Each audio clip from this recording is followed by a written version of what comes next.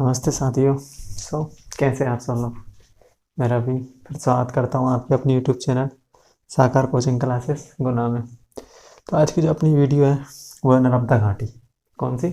नर्मदा घाटी के ऊपर। ठीक है, नर्मदा घाटी में तो नर्मदा घाटी में बेसिकली तकरीबन 3,000 के समथिंग परियोजना है। कितनी? 3,000 के समथिंग। ठीक है ना, उन पे काम चल रहा है अभी। नर्मदा घाटी परियोजना इसी के अंतर्गत आती है। नर्मदा घाटी परियोजना इसी के अंतर्गत आती है, यानी कि 3,000 परियोजनाओं में नर्मदा घाटी परियोजना ही है। लेकिन नर्मदा नदी घाटी में अकेले नर्मदा नदी पे नहीं है वो। जैसे कि तवा परियोजना, तवा नदी किसकी है? किसकी सहायक नदी है? नर्मदा नदी की सहायक नदी है। हथनी किसकी सहायक नदी है?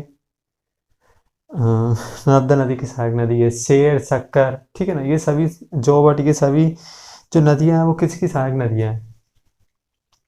नर्मदा नदी की सहायक नदियां हैं। तो नर्मदा नदी की सहायक नदियों पर भी क्या है, अनेक परियोजनाएं स्थापित है। ठीक है ना, तो अपन जो आज बेसिकली जो मेन नर्मदा नदी पर जो परियोजना है ना, अपन उनको बारे में चर्चा करेंगे। किसके बारे में? जो मेन नर्मदा नदी के ऊपर परियोजनाएं बनाई गई हैं मध्य प्रदेश में। ठीक है ना, तो बेसिकली 3 परियोजनाएं हैं मुख्य रूप से। तो आज अपन उन्हीं के बारे में बात करेंगे, जैसे कि बरगी परियोजना, इंदिरा सागर, इंदिरा सागर या पुनासा डैम खंडवा में स्थित है। ओंकारेश्वर, इसके बाद आता है महेश्वर। तो ये सारी तीनों की तीनों परियोजनाएं कहाँ स्थापित है? तो मध्य प्रदेश में स्थापित है। ठीक है, तो आइए स्टार्ट करते हैं। ओके, आइए स्टार्ट करते हैं। नर्मदा नदी परियोजना। देखो, नर्मदा नदी कितने राज्यों से बहती है? 3 राज्यों से, मध्य प्रदेश, गुजरात और महाराष्ट्र। ठीक है ना, मध्य प्रदेश, महाराष्ट्र या गुजरात। ठीक है, तो मध्य प्रदेश महाराष्ट्र में क्या था? जल विवाद था। क्या था? जल विवाद था, यानी कि इन तीनों राज्यों में जल विवाद हो गया था कि नर्मदा नदी का कौन सा राज्य कौन कितना हिस्सा रखेगा। ठीक है ना, तो इसके लिए तकरीबन 86 लाख घन मीटर के समथिंग मध्य प्रदेश को दिया गया था, कि मध्य प्रदेश से कहा गया कि 86 लाख घन मीटर पानी आप रख सकते हो, लेकिन 2025 से पहले पहले क्या करना पड़ेगा आपको? इस पानी को रखना पड़ेगा, नहीं तो जो पानी यानी कि 86 लाख घन मीटर के लिए मान लेते हैं, कोर्ट ने दे दिया कि आपको 100% मामले में से, मतलब 100% पानी में से 80% पानी कौन रख सकता है? मध्य प्रदेश। यदि मध्य प्रदेश इन 80% पानी को मतलब स्टोर करके या अपने बांध बना के नहीं रख सका, तो जो इसका मान लेते हैं मध्य प्रदेश ने इसमें से कितना रख लिया? 40% रख लिया। अब 40% क्या जा रहा है? 40% वेस्ट जा रहा है, यानी कि दूसरे राज्यों में जा रहा है। तो सुप्रीम कोर्ट ने कहा कि अगर यदि आप पूरा पानी नहीं रख सकते और यदि पानी जो बचा हुआ पानी अगर जा रहा है तो उसका यूज कौन करेगा? फिर ये अदर राज्य करेंगे, यानी कि इस 40% पानी का यूज कौन करेगा? गुजरात, राजस्थान करेंगे। तो इस मध्य प्रदेश ने इस पानी को बचाने के लिए, यानी कि इस 80% पानी को पूरा रखने के लिए क्या किया? नर्मदा नदी घाटी की परियोजना की शुरुआत कर दी। क्या कर दी? नर्मदा घाटी परियोजना की शुरुआत कर दी। कब की? तो 1984 में। ठीक है, इसकी शुरुआत कर दी।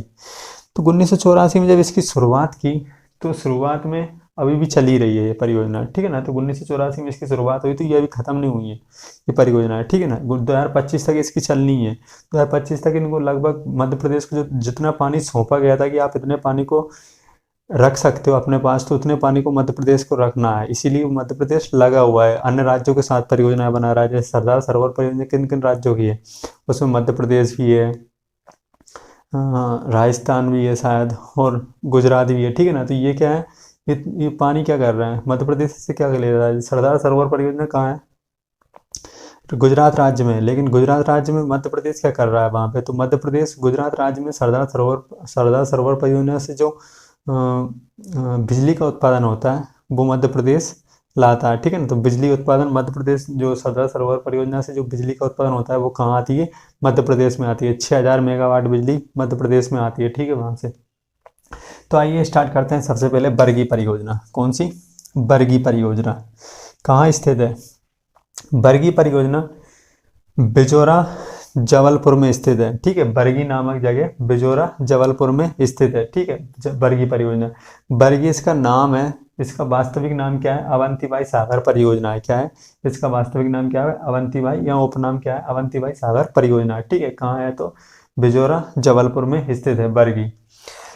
यहाँ की जो इसका जो प्रारंभ हुआ था, यानी कि इस परियोजना का, अवंती भाई सागर परियोजना का जो प्रारंभ हुआ था वो हुआ था 1974 में। कब हुआ था? 1974 में स्टार्ट हुआ था इसका काम बना, यानी कि इस डैम को बनाना 1974 में चालू किया गया था तथा 1990 में इसे क्या कर दिया गया था?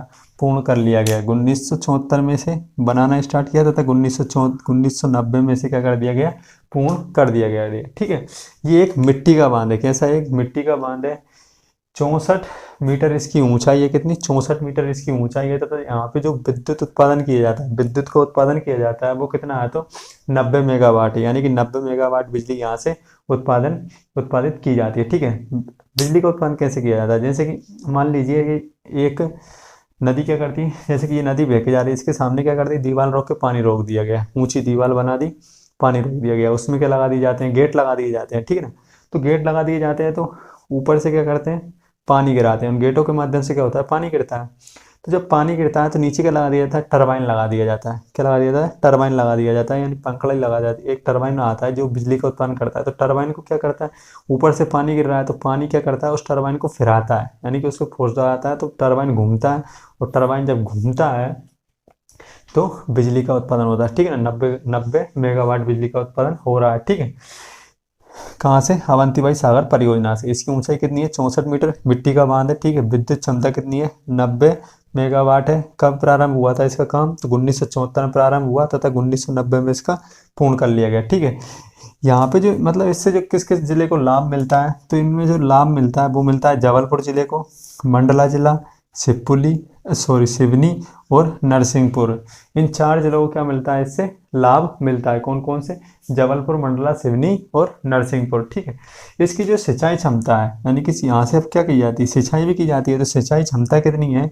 तो कितनी है? 1.5 लाख हेक्टेयर। 1.5 लाख हेक्टेयर जमीन पर ये क्या करता है? सिंचाई करता है। बरगी डैम के दाई तट से क्या कर दी गई है? एक नहर निकाल दी गई है जो भी क्या करती है? सिंचाई के लिए ही काम आती है। ठीक है, तो बरगी परियोजना या अवंतीबाई सागर परियोजना कहाँ स्थित है? जबलपुर में। इसकी स्थापना कब हुई थी? 1974 में हुई थी तथा ये पूर्ण कब हुआ? तो ये पूर्ण हुआ था, पूर्व लिख दिया मैंने यहाँ पे, पूर्ण। ठीक है, ये पूर्ण है। तो इसका जो काम हुआ था वो पूर्ण कब हुआ था? तो 1990 में पूरा हुआ। ठीक है, इसकी ऊंचाई कितनी है? तो 64 मीटर है। ये किसका बना है? तो मिट्टी का बना हुआ है। विद्युत क्षमता कितनी है? 90 मेगावाट है। लाभान्वित जिले कौन कौन से हैं? तो जबलपुर, मंडला, सिवनी और नरसिंहपुर। सिंचाई क्षमता कितनी है? तो 1.5 लाख हेक्टेयर। ठीक है, कहाँ है? बरगी, बिजोरा, जबलपुर। कौन सी नदी? तो नर्मदा नदी। ठीक है, इसके बाद आते हैं इंदिरा सागर पुनासा डैम। कौन सा? इंदिरा सागर पुनासा डैम। सॉरी, गले में खराश है यार, सब सर्दी हो गया थोड़ा। तो इंदिरा सागर पुनासा डैम, इसकी शुरुआत कब हुई थी? इसकी शुरुआत श्रीमती इंदिरा गांधी ने कब की थी? 1984 में की थी। यानी कि इसकी स्थापना किसने की? इसका जो जो निर्माणाधीन कार्य किया था, यानी कि इसकी स्थापना किसने करवाई थी? तो श्रीमती इंदिरा गांधी के हाथों से हुई थी। ठीक है, जो कि उस समय भारत की प्रधानमंत्री थी। ठीक है, तो 1984 इसकी वो हुई, स्थापना हुई तथा इसे इंदिरा सागर पुनासा डैम कहा गया। इंदिरा सागर या पुनासा डैम, क्या? इंदिरा सागर या पुनासा डैम कहा गया। ये कौन से जिले में स्थित है? तो मध्य प्रदेश के खंडवा जिले में स्थित है। कहाँ है? मध्य प्रदेश के खंडवा जिले में स्थित है। ठीक है, यह मध्य प्रदेश की सबसे बड़ी परियोजना है। ये क्या है? मध्य प्रदेश की सबसे बड़ी नदी परियोजना है। कौन सी परियोजना है? तो इंदिरा सागर पुनासा डैम क्या है? मध्य प्रदेश की सबसे बड़ी परियोजना है। इसी के अंतर्गत कौन कौन से आते हैं? तो ओंकारेश्वर आता है और महेश्वर परियोजनाएं आती है। कौन कौन सी आती है इसी के अंतर्गत? ओंकारेश्वर और महेश्वर परियोजनाएं आती है। ठीक है, यह मध्य प्रदेश की सबसे बड़ी कृत्रिम झील है। यह मध्य प्रदेश की सबसे बड़ी कृत्रिम झील है। कृत्रिम झील का अर्थ क्या होता है? जब आप देखो, झीलें 2 प्रकार की होती है। कौन कौन सी? झीलें 2 प्रकार की होती है। एक होती है प्राकृतिक झीलें, जिन्हें प्रकृति खुद बनाती है। ठीक है ना, जैसे कोई नदी बह रही है और नदी ने क्या कर दिया वहाँ पे, जैसे ऊंचाई से बह रही है और नदी ने काफ़ी ज़्यादा ऊंचाई से बह रही है, यानी कि सॉरी बह रही है और ऊंचाई से गिर रही है। क्या कर रही? बह रही है और ऊंचाई से गिर रही है, तो नीचे क्या बन जाएगी? एक झील नुमा बन जाएगी। क्यों? पानी वहाँ पे गहरा गड्ढा कर देगा। क्या कर देगा? गहरा गड्ढा कर देगा। तो वो क्या बना रही है? प्रकृति खुद बना रही है। ठीक है, तो 2 तरह की झीलें होती हैं, एक प्राकृतिक और दूसरी कृत्रिम झील। कृत्रिम झील जो वह झील होती है जो मानवों द्वारा बनाई जाती है, यानी कि अपने द्वारा बनाई जाती है। कैसे बनाई जाती है? मान लीजिए आपने एक नदी पे डैम बनाया, ठीक है ना, अपने गांव में, शहर में, जहाँ कहीं भी बनाया हो, आपने नदी जा रही है बह के, उसके सामने एक दीवार खड़ी कर दी। क्या कर दी? दीवार खड़ी कर दी। तो दीवार खड़ी करने से क्या होगा? पानी रुकेगा। तो पानी रुकने से जो पीछे जो झील बनती है, यानी कि जो डैम के पीछे की जो झील बनती है, क्या बनती है? डैम के पीछे की जो झील बनती है, यानी कि जो तालाब बनता है, जो पानी रुकता है डैम के पीछे से, यानी दीवार के पीछे जो पानी बढ़ता है, उसे अपन क्या कहते हैं? कृत्रिम झील कहते हैं। किस क्या कहते हैं? कृत्रिम झील। यानी कि वो मानव द्वारा बनाई गई। अब प्रकृति तो खुद आके नदी के सामने कोई दीवार तो खड़ी करेगी नहीं, ठीक है ना? मानव ही करेंगे ना। तो मानव दीवार खड़ी कर देते हैं, उसके पीछे क्या हो जाता है? लाखों घन मीटर क्या हो जाता है? पानी जमा हो जाता है, जिसे अपन क्या कहते हैं? कृत्रिम झील कहते हैं। क्या कहते हैं? कृत्रिम झील, जिसे मानव द्वारा बनाया जाता है। तो ये मध्य प्रदेश की सबसे बड़ी कृत्रिम झील है, ठीक है। मध्य प्रदेश की सबसे बड़ी कृत्रिम झील है। यहाँ से 1000 मेगावाट बिजली का उत्पादन होता है, ठीक है। इंदिरा सागर पुनासा डैम से कितना होता है? तो 1000 बिजली का उत्पादन हो 1000 मेगावाट बिजली का उत्पादन होता है। इससे 41,000 हेक्टेयर भूमि पर क्या होती है? 41,000 हेक्टेयर भूमि पर सिंचाई व्यवस्था होती है, ठीक है। 41,000 हेक्टेयर भूमि पर क्या होती है? यहाँ से सिंचाई व्यवस्था होती है, ठीक है। इसके अलावा जब 1984 में जब इसकी नींव रखी गई, किसकी? इंदिरा सागर की या पुनासा डैम की, तो इसी के साथ में एक नर्मदा बचाओ आंदोलन चालू हो गया। कौन सा? नर्मदा बचाओ। क्योंकि जो ये झीलें बन रही हैं, यानी कृत्रिम झील बन रही है, तो जब पानी रुकेगा तो कई गांव, कई जंगल सफाया हो जाता है। क्या हो जाता है? कई गांव और कई जंगलों का सफाया हो जाता है, क्योंकि पानी पीछे काफ़ी ज़्यादा पीछे पानी, यानी कि बहुत अथाह पानी भर जाता है। क्या हो जाता है? अथाह पानी भर जाता है, इसका कोई थाव नहीं, ठीक है। तो इसके इसके साथ ही क्या हो गया? 1985 में, यानी कि 1984 में इसकी स्थापना हुई, और 1985 में क्या हो गया?